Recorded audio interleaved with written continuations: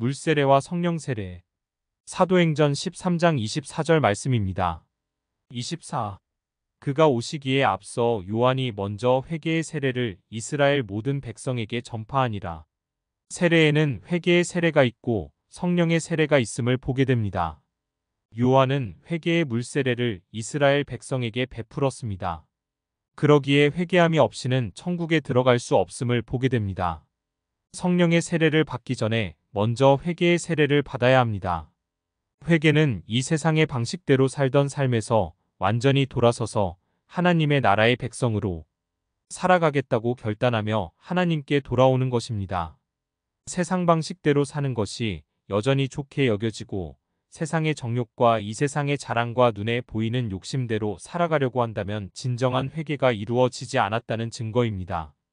예수 그리스도를 나의 주인으로 삼고 그 말씀대로 따라 살아가려고 힘쓰며 그렇게 하지 못하였을 때는 진심으로 용서를 구하는 삶이 회개의 세례를 받은 자의 삶입니다.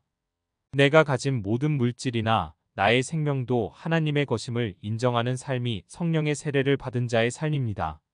세례 요한은 이 땅에서 자기가 할 수 있는 회개의 세례를 전파하였습니다. 믿음의 성도들이 할 수 있는 일들이 회개의 세례를 전파하는 것입니다. 인간은 모두 죄인입니다.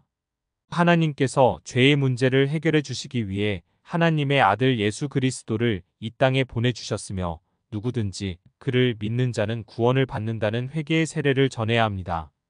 하나님 앞에 나아가기 전에 항상 회개가 우선이 되어야 합니다. 하나님은 거룩하신 분이시기에 죄를 가지고 만날 수 없습니다.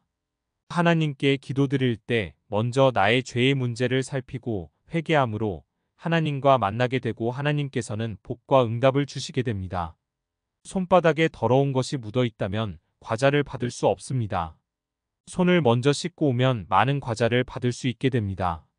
많은 사람들이 기도의 순서에 대해서 이야기합니다.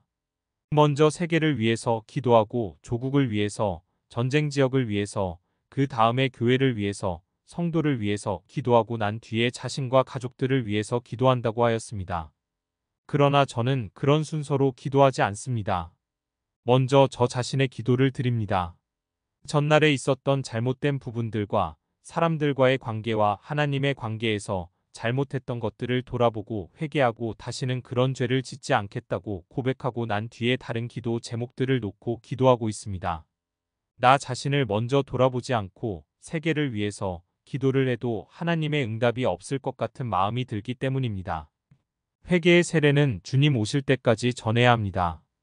회개의 세례를 받지 않고는 예수님을 영접할 수 없기 때문입니다. 회개의 세례를 전하기 전에 먼저 축복의 세례를 부어주므로 교회에 많은 문제점이 생겨나고 있습니다. 그리스도인들은 모두가 세례 요한을 선배님으로 모시고 먼저 회개의 세례를 전파하므로 많은 사람들이 예수님을 믿고 성령의 세례까지 받아 나갈 수 있도록 힘써야 합니다.